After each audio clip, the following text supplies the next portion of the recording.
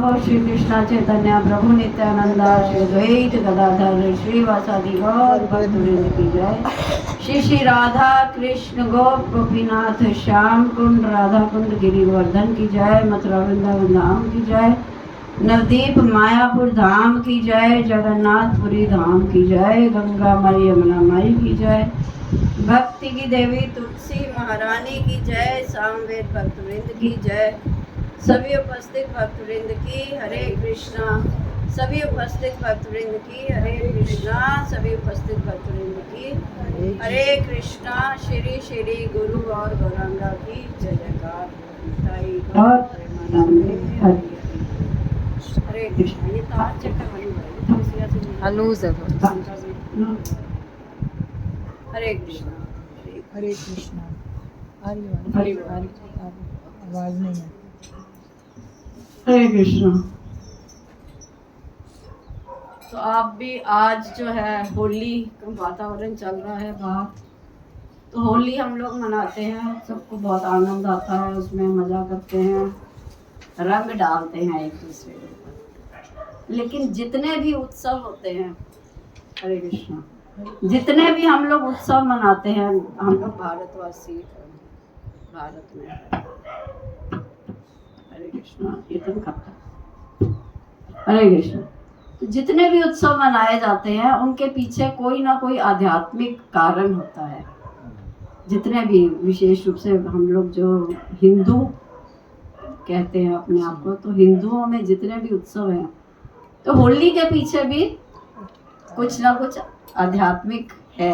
क्या है कारण, क्यों मनाई जाती है होली? होली रंगों का त्योहार है, ठीक है। तो इसके पीछे क्या कारण है होली मनाने का? कई कारण है। होली का दहन, जो आज जो कल जो होली जलाई जाती है, होली का दहन होता है उस दिन। फिर क्या है, प्रहलाद महाराज जी के प्रार्थना के कारण या उनकी रक्षा के लिए भगवान नरसिंह भगवान के रूप में अवतरित होते हैं, ठीक है। और मुख्य कारण जो है, जो हम लोग सेलिब्रेट करते हैं, ये तो कारण हम लोग मनाते हैं जरूर, लेकिन कथाएं नहीं हमें पता। होली का पूजन करते हैं, फिर होली दहन करते हैं, जलाते हैं उसको, फिर जो है उसको बड़ा मान सम्मान देते हैं, बड़ा समझते हैं कि मतलब आदर से उनको जलाया जाता है, और फिर उसकी राख कहते हैं घर लेके आओ, शुद्ध होती है। लेकिन ये कथाएं, हमें इसके पीछे के महत्व भी पता होने चाहिए, ये सब क्यों किया जाता है, ठीक है। सबसे पहले हम शुरू करते हैं होली का दहन से। होली का दहन की जो कथा है वो सबको पता है, उसके पीछे की कथा मोटा मोटी तो सबको पता है। होलिका कौन थी? हिरण्यकश्यप की बहन थी। उनको वरदान था, क्या वरदान था? अग्नि में जलेंगी नहीं, अग्नि उनको जलाएगी नहीं, ठीक है। और थे वो कौन लोग? जो हिरण्यकश्यप है या उनकी बहन है, ये असुर थे। तो जितने भी वरदान होते हैं, ये इस प्रकार से देवी देवताओं को प्रसन्न करके असुर लोग बहुत सारे वरदान प्राप्त कर लेते हैं देवी देवताओं से। तो वो वरदान जो हैं, उनके द्वारा वो समझते हैं हमें, हमारे पास बहुत सारी शक्तियां आ गई हैं और हम कुछ भी कर सकते हैं, ठीक है। इसी प्रकार से जब कृष्ण को मारना था तो कंस ने कितने असुर भेजे थे, लेकिन हर बार वो परास्त हो जाते थे। तो इसी प्रकार से जो ये होलिका थी, ये भी परास्त हो गई। क्यों परास्त हो गई? क्योंकि वो क्या करना चाह रही थी? हिरण्यकश्यप ने किस लिए भेजा था? एक भक्त का वध करने के लिए। भगवान का एक शुद्ध भक्त है, छोटा सा बालक है, उसका वध करने का उनकी क्या थी? धारणा थी, मान्यता थी कि मुझे क्या करना है, मतलब जैसे कॉन्शियसनेस ये है कि मुझे उसको मारना है, एक छोटे से भक्त को। पिता ही दुश्मन है, मतलब स्वयं का बेटे का दुश्मन उसका पिता है। किस लिए दुश्मन है? किस लिए मारना चाहता है? नाम लेता है, वो भगवान नाम लेता है, इसलिए कि वो भगवान का नाम लेता है, तो मतलब वैसे मैं आज फिलॉसफी बोलना नहीं चाहती, लेकिन जब हम कथा करते हैं तो बीच बीच में थोड़ी सी फिलॉसफी आ जाती है, सिद्धांत आ जाते हैं, तो इसलिए वो क्लियर करने के लिए कथा को बस समझाने पड़ते हैं, बीच बीच में उनका भी वर्णन करना पड़ता है। वरना तो जो लगता है हमेशा कि इनकी क्लासों में फिलॉसफी चलती है, तो मज़ा नहीं आता। कथाएं होनी चाहिए, कीर्तन होने चाहिए। तो ऐसा नहीं है कि हम लोग कथा और कीर्तन नहीं करते, कथा और कीर्तन भी करते हैं, लेकिन उनके साथ साथ जो सिद्धांत हैं उन्हें भी जानना ज़रूरी होता है, क्योंकि अगर हम सिद्धांत नहीं जानेंगे तो हम कथा के महत्व को पूरी तरह से समझ नहीं पाएंगे, ठीक है ना। तो कथा जब हम करते हैं, देखिए हम लोग भारतवासी हैं, भारत में प्रकट हुए हैं, और कहने को हम लोग हिंदू हैं, और ये हमारी संस्कृति है, जो ये हरे कृष्ण। तो इनकी सबकी गहराई भी हमें पता होनी चाहिए। तो क्या है कि जब हम लोग हिरण्य गायब हो जाता है। हरि बोल, चेंज कर देंगे माता जी।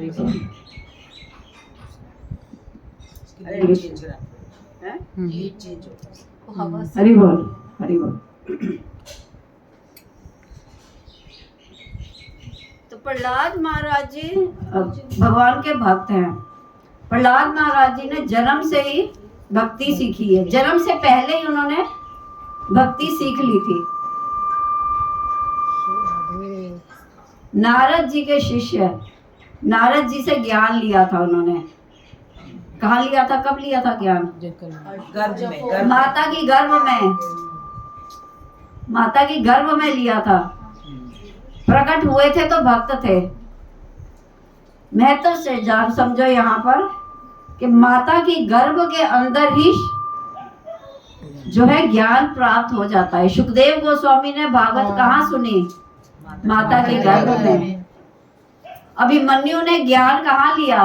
माता के गर्भ, उत्तरा माता की गर्भ में। तो गर्भ का महत्व कितना है। शिशु जब गर्भ में होता है, आजकल का क्या आजकल की माताएं हैं वो इस बात को समझती नहीं है, इसीलिए असुर पैदा हो रहे हैं। असुर कौन होता है? सुर और असुर का भेद जानना जरूरी है। सुर कौन होता है और असुर कौन होता है? जो भगवान की भक्ति करता है, जो भगवान को मानता है। जो भगवान को नहीं मानता है वो असुर है, जो भगवान को मानता है वो भक्त है। सीधी सी बात है, और कुछ नहीं है। जो भगवान के अस्तित्व को ही निकाल। शोभा जी प्लीज, क्या हुआ? कुत्तों की बहुत आवाज आ रही है, इसको बंद कर दो, आवाज नहीं आएगी। कुछ नहीं कह रही। नहीं। हरे कृष्ण। इसको थोड़ा सा भूलना दीजिए।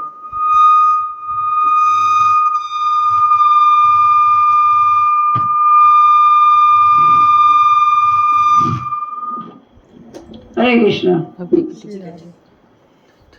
तुम्हारा अपना माइक लगा ले तू। हरे कृष्ण।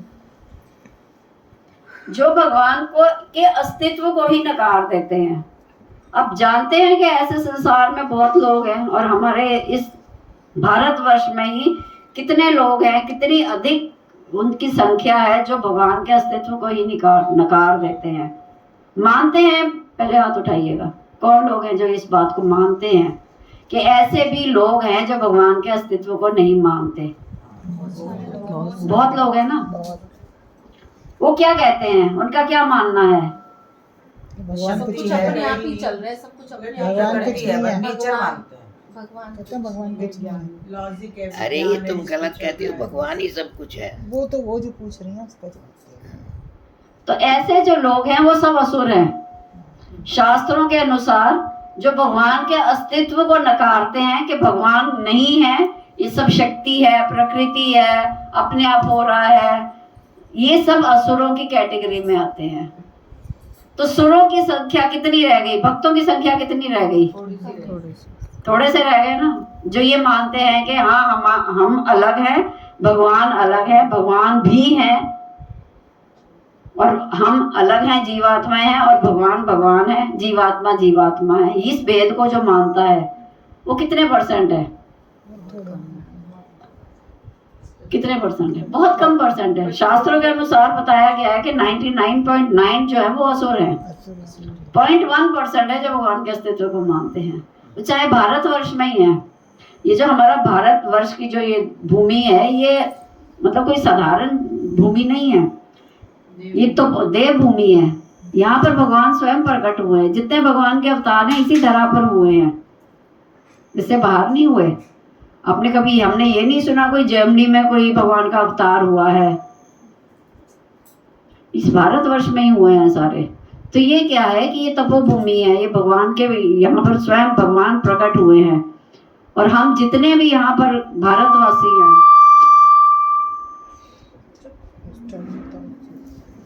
हरे कृष्ण। तो हम चर्चा कर रहे थे होलिका की। तो होलिका को ये वरदान था कि वो अग्नि में भी बैठेंगी तो उनको अग्नि जलाएगी नहीं। तो हिरण्यकशिपु ने बहुत प्रयास किया अपने बेटे का वध करने का। कभी हाथी से कुचलवाया, कभी गर्म पानी में फेंक दिया, मतलब कोई ऐसा दंड नहीं था जो उसने अपने पुत्र को नहीं दिया। और पुत्र की आयु क्या थी? मात्र 5 वर्ष। 5 वर्ष। वो प्यार बहुत करता था अपने पुत्र को, ऐसा नहीं है कि वो प्यार नहीं करता था, उसको बहुत प्यार था अपने पुत्र से। लेकिन उसे ये सहन नहीं था कि ये विष्णु की आराधना क्यों करता है, विष्णु की आराधना क्यों करता है। विष्णु क्या है? मेरे भाई के हत्यारे हैं, वो मेरा सबसे बड़ा दुश्मन है। विष्णु को वो अपना सबसे बड़ा दुश्मन मानता था हिरण्यकशिपु। तो चाहता था मैं भगवान हूं, मेरे पास शक्ति है, मेरी पूजा करो, मैं ही ब्रह्मांड। और उसने इतना आतंक मचा रखा था, तो वो उसको ये बर्दाश्त नहीं था कि मेरा पुत्र, मैं सारी दुनिया को तो ये डरा के उसने डराया हुआ था कि केवल मेरी आराधना करो। सब ऋषि मुनि भाग गए थे उसके डर से, कोई धार्मिक कार्यक्रम नहीं होता था उस समय हिरण्यकशिपु के डर के मारे। लेकिन वो स्वयं अपने घर के अंदर ही अपने पुत्र को ही नहीं बदल पा रहा था या उसको ही नहीं सिखा पा रहा था। तो इसलिए उसने क्या किया, हर प्रयास किया उसने प्रहलाद महाराज जी का वध करने का, कि उसकी मैं वाणी ही शांत कर दूं। क्योंकि पहले उसने बड़ा प्रयास किया उसको समझाने का, उसको बदलने का, उसको भक्त बनाने का, ये सब नहीं हुआ। फिर उसने अपनी बहन को भेजा कि तेरे पास वरदान है, अग्नि जलाई जाएगी, उसमें तो इस बच्चे को लेके बैठ जाना और वो जल जाएगा तो तेरे को तो कुछ होएगा ही नहीं। लेकिन हुआ क्या? उल्टा हो गया। उसकी कृपा। बालक बच गया और वो जल गई, अग्नि का स्फूर्त हो गई। तो ये देखिए भगवान की शक्ति। भगवान कभी भी अपने भक्त का बुरा नहीं करते, बुरा नहीं चाहते या उसकी कोई हानि नहीं होने देते। भगवान स्वयं प्रकट होते हैं अपने भक्त की रक्षा करने के लिए। भगवान संसार में जितनी बारी भी प्रकट होते हैं केवल अपने भक्त की रक्षा करने के लिए प्रकट होते हैं। हिरण्यकशिपु जब प्रकट हुए तो नरसिंह भगवान जब प्रकट हुए तो उनका प्रकट होने का कारण हिरण्यकशिपु का वध करना नहीं था। हिरण्यकशिपु का वध करने के लिए भगवान को प्रकट होने की जरूरत नहीं थी। वो तो वहां बैठे बैठे एक फूंक मारेंगे तो हिरण्यकशिपु जैसे कितने लोग 1 मिनट में ध्वस्त हो जाएंगे। वो भेजा नहीं अभी कोरोना वायरस, कितने लोग मारे गए। तो एक हिरण्यकशिपु को मारने के लिए भगवान को आने की जरूरत नहीं थी, प्रहलाद की प्रसन्नता के लिए। क्योंकि प्रहलाद ने पुकारा था कि हाँ भगवान इस उसमें से प्रकट होंगे, इस खंबे से प्रकट हो सकते हैं। और हिरण्यकशिपु ने वरदान लिया था भगवान से, ब्रह्मा जी से, ना मैं दिन में मरूं, ना रात में मरूं, ना अंदर मरूं, ना बाहर मरूं। तो सारी उसकी शर्तें पूरी कर दी। तो ब्रह्मा जी से भी ऊंचे कौन? विष्णु। ब्रह्मा जी ने वरदान दे दिया, तथास्तु। अमर होने का वरदान मांगा उसने, ब्रह्मा जी ने मना कर दिया, मैं अमरता का वरदान नहीं दे सकता। तो उसने अपनी अकल लगाई, हर प्रकार से अपने आप को उसने रक्षित कर लिया। ना अंदर मरूं, ना बाहर मरूं, ना गर्मी में मरूं, ना सर्दी में मरूं, ना इनमें मरूं, ना उसमें मरूं, ना 12 महीने में मरूं। पर भगवान ने क्या करा, एक नया महीना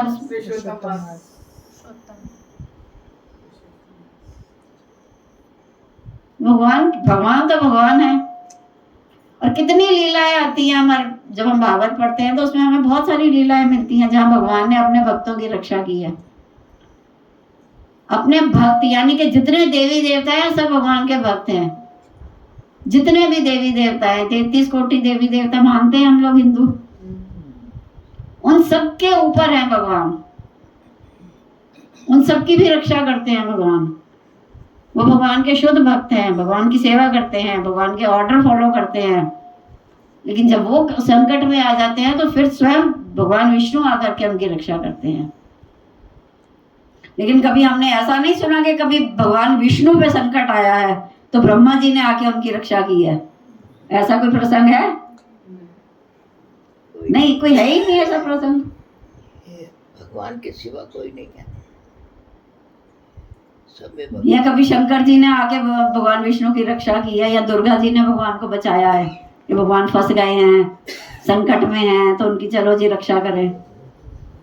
ऐसा कोई प्रसंग नहीं सुनने में आया अभी तक। भगवान सबकी रक्षा करते हैं। तो इसीलिए भगवान ने हिरण्यकशिप नरसिंह ये प्रहलाद महाराज नरसिंह भगवान का अवतार लिया। ना वो इंसान है, ना वो पशु है, ना वो अंदर है, ना वो बाहर है, ना वो दिन है, ना वो रात है। सारी उसकी शर्तें पूरी कर दी। जो भी भगवान, जो ब्रह्मा जी ने वरदान दिए थे सब पूरे कर दिए। ब्रह्मा जी की भी बात रखी, काटी नहीं ब्रह्मा जी की बात, क्योंकि एक शुद्ध भक्त ने जो आशीर्वाद दे दिया उसको भगवान काटेंगे नहीं, उसके ऊपर जाके अपने भक्त की रक्षा करेंगे। सारे वर उसके रखे ना, वरदान ब्रह्मा जी के सारे वरदान रखे।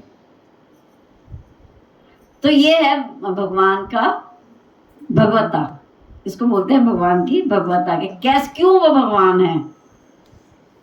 और हम लोग क्या करते हैं, हम लोग सोचते हैं देवी देवताओं के पास जाएंगे, हनुमान जी के पास जाएंगे, दुर्गा जी के पास जाएंगे, हमारी इच्छाएं जल्दी पूरी होंगी। भगवान कहते हैं वो सब मैंने ही तो पूरी करनी है। देवी देवताओं के पास इतनी शक्ति नहीं उनको दी हुई भगवान ने कि वो हमारी इच्छाएं पूरी करें। ये हमारा भ्रम है कि दुर्गा जी हमारी इच्छाएं पूरी करती हैं। उनके 9 दिन के व्रत रख लो, उसके बाद जो मर्जी करो, मांस खाओ, मच्छी खाओ, अंडा खाओ, जो मर्जी करो, बस 9 दिन तक कुछ नहीं। इतनी कठोर तपस्या करते हैं 9 दिन। एक दिन भी खाया तो, एक टाइम भी खाया तो खाया, नहीं तो नहीं खाया। जैसे ही 9 के बाद 10वां दिन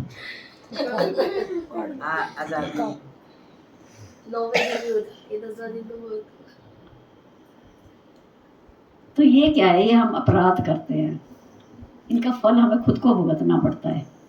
भगवान ने कहीं नहीं कहा है कि तुम जीव हत्या करो। किसी भी धर्म में, किसी भी शास्त्र में, चाहे बाइबल ले लो, चाहे कुरान ले लो, चाहे ये सरदारों का गुरबानी जो है, हमारे हिंदुओं के शास्त्रों में तो है ही नहीं। और जो लोग खाते भी हैं, मुसलमान हैं या क्रिश्चियन हैं या ये सब सरदार वगैरह सब खाते भी हैं, उनके भी धर्म ग्रंथों में कहीं नहीं लिखा हुआ है कि आप जीव हत्या कर सकते हो।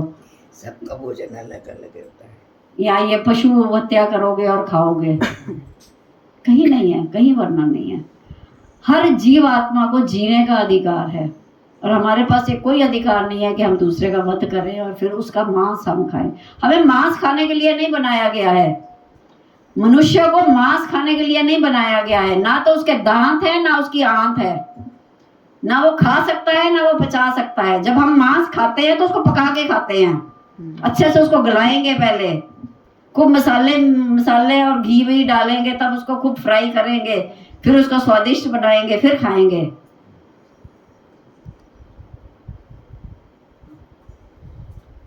तो मांस खाने के लिए दूसरी योनियों में आना पड़ता है। मनुष्य योनि में आकर के मांस खाया तो क्या खाया, अपना मनुष्य जीवन बेकार कर लिया। द्विपग पशु कहलाते हैं अगर हम धर्म का पालन नहीं करते। धर्म क्या है, धर्म क्या है, धर्म किसको कहते हैं, क्या बताएगा? धर्म हम सब धार्मिक हैं, लेकिन धर्म कहते किसको है? धर्म है क्या? जो उसने कह दिया, जो उसने कह दिया, फलाने पंडित जी ने कह दिया, ढिमकाने ने कह दिया, वो धर्म नहीं होता। ये सब कर्म कांड होता है।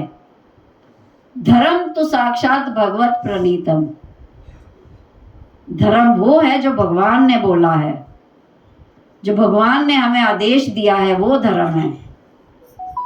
भगवान के आदेश को मानना धर्म है। पहले तो ये माने कि भगवान है कौन। हमारे भारत में तो इतने भगवान हैं, जिसको मान लो वही भगवान, जिसमें तुम्हारी श्रद्धा है वही भगवान। ऐसा नहीं होता, भगवान एक है। सब बोलते हैं भगवान एक है, लेकिन वो एक कौन है, इसी में ही हम सब भ्रमित हैं कि वो एक कौन है। शिव जी के भक्त बोलते हैं शिव जी भगवान है, ब्रह्मा जी के भक्त कहते हैं ब्रह्मा जी भगवान है, दुर्गा जी के भक्तों को लगता है दुर्गा जी से बढ़ के कोई नहीं है, क्रिश्चियंस कहते हैं जीसस क्राइस्ट भगवान है, जीसस क्राइस्ट कहते हैं I am son of God, मैं भगवान का पुत्र हूँ। जीसस क्राइस्ट ने नहीं कहा मैं भगवान हूँ, ईसा मसीह ने नहीं कहा मैं भगवान हूँ, उन्होंने भी अपने आप को पैगंबर बताया है। तो ये क्या है, ये इंसान का अज्ञानता कहा जाता है, इसको अज्ञानता है। तो हम लोग होली का वर्णन कर रहे थे। तो इस प्रकार से पहुंच जाता है बंदा भाई। पहुंच इसलिए जाता है कि ये बहुत विस्तार बहुत है इसमें ना, गूढ़ आनंद आ है। जाता है ना, आनंद आ जाता है तो बढ़ता ही जाता है। हाँ यही बात है। जो लोग बात अंधेरे में बैठते हैं वो चांदने में आ जाते हैं। हाँ, लेकिन हमेशा चांदने में रहना चाहिए ना, फिर अंधेरे में क्यों जब आप जाते हैं। बोलती रहेंगे तो सब चांदने में आ जाएंगे।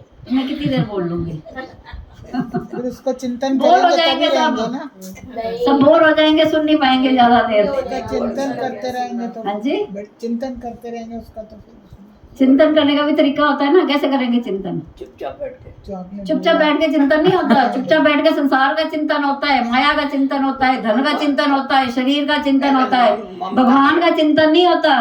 वहाँ ममता मार जाती है। भगवान का चिंतन करने के लिए भक्तों के बीच में रहना पड़ता है, अकेले में नहीं हो सकता चिंतन, नहीं होता, नहीं हो सकता। नहीं होता। भक्तों के बीच में रहना पड़ता है। जब चारों तरफ भगवान की चर्चा होगी तब चिंतन होगा। ममता भाग जाए ना पीछे। कौन भाग जाए? ममता ममता कैसे भागेगी? यहाँ से भागेगी। नहीं भागेगी ना, भागती है। नहीं कैसे भागेगी? हम भागेगी नहीं, अकेले बैठोगे तो और झगड़ेगी आपको और पकड़ेगी। देखो कोई भी काम है भक्त संग में होता है। शराब पीनी है संग में, जुआ खेलना है संग में। वो तो गलत है। क्या सही है? तो संग, अकेला तो बंदा जुआरी नहीं बन सकता, जुआ नहीं खेल सकता। पैसे बटाता है। तो भक्त बनने के लिए भी संग चाहिए, भक्ति करने के लिए भी संग चाहिए होता है। हाँ ये बात सही है। संग में रहे, ये बात सही है। संग में रहेंगे तभी भक्ति होगी। ये मेरी बात नहीं है माता जी, आप मुझे शाबाशी दे रहे हो, बहुत अच्छी बात है। ग्रंथों में लिखा है। हाँ, देखो, ये हमारे आचार्यों ने हमें शिक्षा दी है। इससे हमारे ज्ञान आएगा। संतों की वाणी है। संतों की वाणी है। संतों की वाणी है। हम सब वही बोलते हैं जो हमें दिया गया है, जो अपने गुरुओं से हमने लिया है, बस हम वही बोलते हैं। अपने पास से हमारे पास कोई योग्यता ही नहीं है, हम क्या कुछ बोल ही नहीं सकते। हमारे गुरु भी ऐसे कहते हैं, बिल्कुल। ऊपर जाओ नीचे जाओ, एक ऊपर को सांस ले लो, एक छोड़ लो। ये महसूस मत करना, नहीं इसमें थोड़ा सा माहौल को बदलना होता है बस। सुनाइए। बहुत बढ़िया चल रहा है। हरे कृष्ण। हरे कृष्ण। सुनाइए। तो होली का, इसलिए हम जो है होलिका दहन का उस दिन उत्सव मनाते हैं। लेकिन होलिका दहन मनाने के बाद हम लोगों की भावना क्या है? हम लोगों को होलिका के प्रति बहुत हम श्रद्धा रखते हैं, ठीक है, श्रद्धा रखनी चाहिए।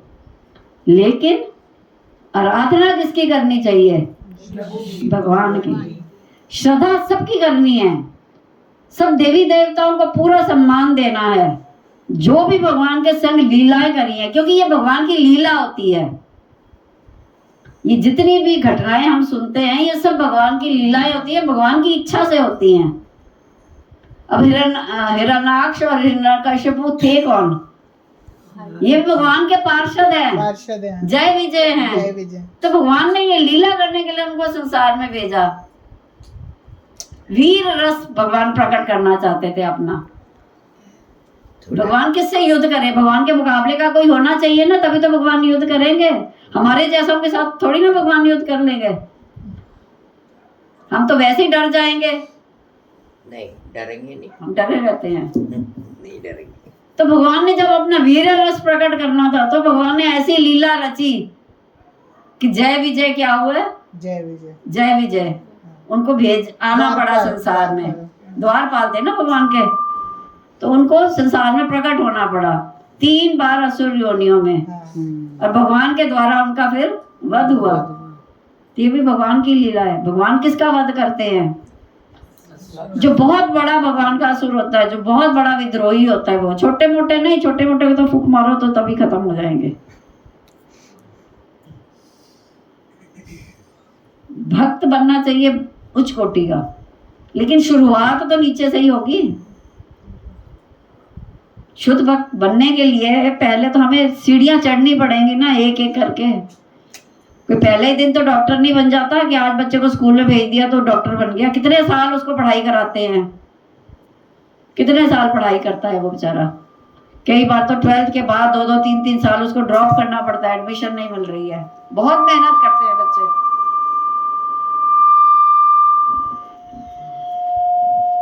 बहुत मेहनत करते हैं एक डिग्री लेने के लिए। और वो डिग्री की वैल्यू कब तक है? जब तक शरीर है, और उसमें भी पूरे शरीर रहते उसकी वैल्यू नहीं रहती। 60 साल का हो गया रिटायर हो जाता है, उसको हॉस्पिटल वाले रिटायर कर देते हैं। अब तुम सर्जरी करोगे, तुम्हारे हाथ कांपते हैं, अब छोड़ो, अब तुम आराम करो, बस कभी कभी कंसल्टेशन देने के लिए आ जाया करो। कितनी मेहनत करी उसने, कितने साल पढ़ा? 12 साल स्कूल में पढ़ा, उससे पहले नर्सरी, केजी, ये वो जो गिनती में नहीं आते। उसके बाद 5 साल की फिर डिग्री ली, बीच में 2-3 साल ड्रॉप किए, फिर एमडी करी, फिर एमएस करी, क्या क्या करा। कितने साल हो गए? 20-25 साल तो उसने अपनी जीवन के लगा दिए पढ़ाई करने में ही। जवानी सारी उसकी निकल गई पढ़ने में। क्या करा, क्या बना? फिर सर्जन बन गया। वैल्यू बहुत ज्यादा है डॉक्टरों की। ऐसा मत समझना कि मैं डॉक्टरों के अगेंस्ट हूँ। मरते हुए आदमी को डॉक्टर ही बचा लेता है। हालांकि भगवान बचाने वाले भगवान है, लेकिन एक बारी को जब माध्यम लेकिन एक बारी को तो इंसान डॉक्टर के पास ही भागता है। बहुत वैल्यू है, लेकिन ये इसका अर्थ ये नहीं है कि वही सब कुछ है। वो भी जब हार जाता है तो फिर यही कहेगा भगवान से प्रार्थना करो, अब तो भगवान के हाथ में है। वो अपनी तरफ से कोशिश करते हैं ना डॉक्टर, लेकिन अल्टीमेट जो रिजल्ट है वो तो भगवान के हाथ में, भगवान के हाथ में है। तो इस प्रकार से होली का दहन हो जाता है, फिर हिरण्यकश्यप प्रकट होता है। लेकिन ये लीलाएं साथ साथ नहीं है। जैसे हम लोग साथ साथ सुनाते हैं, लेकिन इसमें बहुत सारा समय का बीच में गैप रहता है। और फिर क्या होता है कि अलग अलग कल्प होते हैं। कल्प जैसे ब्रह्मा जी के एक दिन के बाद फिर प्रलय आती है, फिर इस प्रकार से तो ये बहुत समय बीतता है। एक एक लीला बहुत लंबे समय तक चलती है। अब भागवत में तो या हम जैसे सुनाते हैं यानी हम सुनते हैं तो थोड़े से में उसको सब इकट्ठा करके बता दिया जाता है। तो इसमें कभी कभी लोग भ्रमित हो जाते हैं कि अभी तो ये होली का दहन हुआ, फिर अभी हिरण्यकश्यप नरसिंह भगवान प्रकट हुए, तो ये सब साथ साथ नहीं होता वैसे ये, लेकिन ऐसा होता है। तो हम लोग फिर होली मनाते हैं। एक उस दिन और उत्सव है जो चैतन्य महाप्रभु हैं। चैतन्य महाप्रभु जी का नाम आप सबने सुना है, जानते हैं ना? कलयुग के अवतार। वैसे तो बताया जाता है कि कलयुग के अवतार कल की अवतार हैं, और वो आएंगे जब कलयुग की समाप्ति का समय होगा। अभी उसमें बहुत समय है। तो वो क्या करेंगे, वो जो कल की अवतार आएंगे वो तो सब कुछ उस समय ध्वस्त कर देंगे, खत्म कर देंगे कलयुग को, क्योंकि उसके बाद फिर सतयुग शुरू होगा। लेकिन उससे पहले चैतन्य महाप्रभु जी प्रकट हुए, जो कि स्वयं भगवान है, जो कि स्वयं भगवान कृष्ण है। भक्त का रूप लेकर के आए हैं, भक्त का रूप लेकर के, भक्त की लीला करने के लिए। भक्त के ही हमेशा उन्होंने भक्त की तरह ही, क्योंकि वो ये जानना चाहते थे कि राधा रानी और गोपियां में ऐसा क्या है जो मदन मोहन को भी मोहित कर लेती हैं। राधा रानी कौन कहलाती है? मदन मोहन मोहिनी। मदन मोहन मोहिनी। मदन मोहन कृष्ण है मोहिनी राधा और उनको मोहित करने वाली राधा रानी है। तो जब भगवान कृष्ण के रूप में थे तो वो ये कभी नहीं समझ पाए कि राधा रानी जी में ऐसे कौन से गुण हैं कि वो भगवान मदन को भी आकर्षित करती हैं। तो वो जानने के लिए भगवान ने गौरंग महाप्रभु का रूप लिया। गौरंग महाप्रभु कौन है? राधा और कृष्ण जब मिल जाते हैं तो गौरंग चैतन्य बनते हैं। तो भगवान चैतन्य बनते हैं उस समय। तो इस प्रकार से वो प्रकट हुए हैं पूर्णमासी के दिन, फागुन मास की पूर्णमासी। और उस दिन चंद्र ग्रहण था जिस दिन वो प्रकट हुए थे। कल भी है। कल कल भी है। परसों भारत में नहीं है। भारत में नहीं है, लेकिन कल ही है उनका वो। कल है। महाप्रभु नहीं, परसों परसों कभी कभी पहले होता है हाँ। एक दिन, और कभी कभी होली के दिन होता है। पूर्णमासी के ऊपर निर्भर करता है हाँ। कि पूर्णमासी का पूर्ण चांद किस दिन है। तो इस बार परसों की ना? परसों की है, 25 की ही है।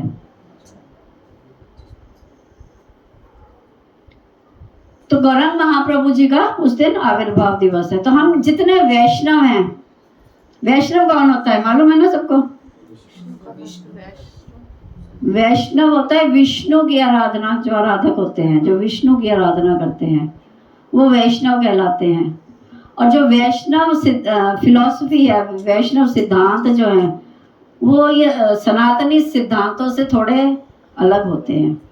मतलब इनका जो भक्ति करने का तरीका है, नियम है, वो अलग होते हैं थोड़े। हाँ, हैं तो हम उसी में से ही निकले हुए, अलग नहीं हैं।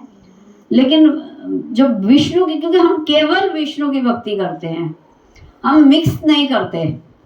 क्या दुर्गा जी की है, दुर्गा जी की कर लो, आज शिवरात्रि है, शिव जी की कर लो, आज हनुमान जी का दिन है तो हनुमान जी की कर लो, सबकी कर लो, थोड़ी थोड़ी सबकी करते रहो। तो हम लोग ऐसा नहीं करते हैं। जो वैष्णव होते हैं वो केवल विष्णु की करते हैं, केवल, इसलिए वैष्णव कहलाते हैं। क्लियर हो? जो वैष्णव है वो और किसी की नहीं करेगा। मतलब समाज में लोग हमें कई दफा सोचते हैं कि ये अलग है, ये ऐसे है ऐसे, लेकिन उसमें अलग वाली बात नहीं है। ये जैसे संसार में कोई अगर ये सरदार लोग हैं तो वो अपने तरीके से करते हैं, ठीक है ना, और जो क्रिश्चियंस है वो अपने तरीके से करते हैं। है तो सब समाज के ही हिस्सा। और हम लोग क्या है कि शास्त्रों का अध्ययन करते हैं, भगवत गीता जो हमारा मूल है, भागवतम है, सब उन ग्रंथों का अध्ययन करते हैं और दूसरों को भी सिखाना चाहते हैं। क्योंकि हिंदू हैं, अगर हिंदू कहलाते हैं तो हिंदू के जो ग्रंथ हैं उनके बारे में हमें ज्ञान तो होना चाहिए। हम अपने आप को हिंदू कहते हैं, मंदिरों में जाते हैं, पूजा पाठ करते हैं, लेकिन हम लोग क्या है, ग्रंथों को नहीं जानते। तो ये ग्रंथ हमारे हिंदुओं के ही हैं, ठीक है। तो हमें इनको भी अध्ययन करना चाहिए। तो इस प्रकार से उनका आविर्भाव दिवस है, तो उनका आविर्भाव दिवस भी कल मनाया जाता है। तो उस उपलक्ष्य में भी हम लोग इस दिन को मनाते हैं। अब जो हम होली मनाते हैं, होली में हम लोग क्या करते हैं, रंग से खेलते हैं, ठीक है ना। रंगों का उत्सव है। तो उसके पीछे भी कोई आध्यात्मिक कारण है ना? होगा, कुछ ना कुछ तो होगा। अभी हम सबने भजन गाए, होली के भजन गाए, तो होली के भजनों के भाव क्या थे, जो शब्द थे, शब्दों पर अगर हम जाएं तो ये राधा और कृष्ण होली खेल रहे हैं। जितने भी होली के भजन हैं, हम नाचते हैं, खूब आनंद लेते हैं, लेकिन उनके जो शब्द हैं उनकी गहराई में जाए तो ये केवल राधा और कृष्ण की लीलाएं हैं। हम उनकी लीलाओं में आनंद लेते हैं। ये होली खेली तो राधा और कृष्ण ने है। अब तो होली में लड़ाई हो जाती है, कीचड़ से खेलते हैं, पता नहीं क्या क्या उठपुटांग के गंध मचाते हैं लोग, एक दूसरे को मारते हैं, शराबें पीते हैं। ये होली का अर्थ थोड़ी है। होली एक बहुत शुद्ध उत्सव है। होली जो ये रंगों की होली है, ये कब शुरू हुई थी? एक बार राधा रानी जाती हैं, राधा रानी यशोदा मैया के पास जाती हैं, कि देखो मैया मैं तो इतनी गोरी हूँ और ये कान्हा कितने काले हैं। तो मतलब इस प्रकार से वो अपनी करती हैं कि भाई हाँ कितना भेद है हम दोनों में। तो मैया उसको कहती हैं हाँ ठीक है, तुम ऐसा करो कि कृष्ण के ऊपर रंग लगा दो। जब रंग लगा दोगी तो फिर उनका रंग तुम्हें दिखेगा ही नहीं, काला रंग दिखेगा ही नहीं। सारे को लाल बना रास में ही है वो ना। तो जो भी रंग तुम्हें पसंद हो सारे रंग उनको लगा दो। तो जब वो रंग लगाती हैं तो फिर खाना को लगता है अच्छा इसने मेरे को रंग लगा दिया, तो मैं भी लगा वो भी लगाते हैं रंग, तो दोनों एक जैसे हो जाते हैं। उसपे भी रंग लग गया, उसपे भी रंग लग गया। तो ये होली शुरू यहाँ से होती है कि राधा और कृष्ण होली खेलते हैं आपस में एक समान एक समान होने के लिए नहीं, हाँ एक तरह से ये, और ये लीला है भगवान की। खिलवाड़ करते हैं जैसे गोपियों के साथ भगवान रास रचते हैं, इसी प्रकार से होली भी भगवान ने राधा, फिर धीरे धीरे वो गोपियों ने भी रंग लगाना शुरू कर दिया। फिर ग्वाल बाल थे उन्होंने आपस में रंग लगाना शुरू, इसीलिए इतने दिनों तक वहां पर ये होली मनाई जाती है ब्रज में। ये ब्रज का त्योहार है, मिर्च का ये ब्रज का त्योहार है। और ब्रज की होली देखने के लिए लोग स्पेशल दिल्ली से जाते हैं। ये हम भौतिक लोगों का त्योहार नहीं है, हमारी जो चेतना है ना वो शुद्ध नहीं है। होली जैसा त्योहार खेलने के लिए इंसान की चेतना बहुत शुद्ध होनी चाहिए। यहाँ तो गंद मचता है होली में, आजकल तो इंटेंशन गलत होता है। इंटेंशन गलत हो गई है ना। जैसे रास लीला जब होती है, जब भगवान का जन्म होता है तब भी ऐसे ही गलत वो रास लीला हुई थी ये वो, क्योंकि ज्ञान नहीं है ना, भगवान के प्रति श्रद्धा नहीं है। इसलिए क्या होता है कि वो सारे त्योहारों का जो मूल है वो तो सब भूल गए हैं। हम बोलते हैं लेकिन समझते नहीं है, जानते नहीं है, क्योंकि कभी गहराई में जाते ही नहीं है। भगवान की लीलाएं तो हमें आनंद दे रही हैं आज तक। अगर हम आनंद देती है केवल भक्तों को। हाँ वो तो भाव जो भक्त हैं उनको आनंद आता है भगवान की लीलाओं में। जो भक्त नहीं है वो आनंद नहीं लेते। गलत काम करते हैं।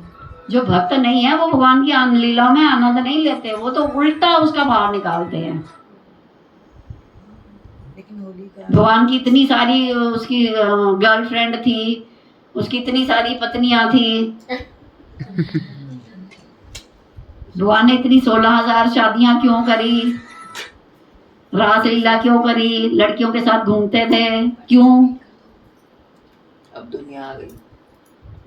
उनको ये तकलीफ होती है ना कि मेरे पास तो एक नहीं रुकती और उसके पास इतनी सारी थी। मेरी तो एक भी भाग जाती है।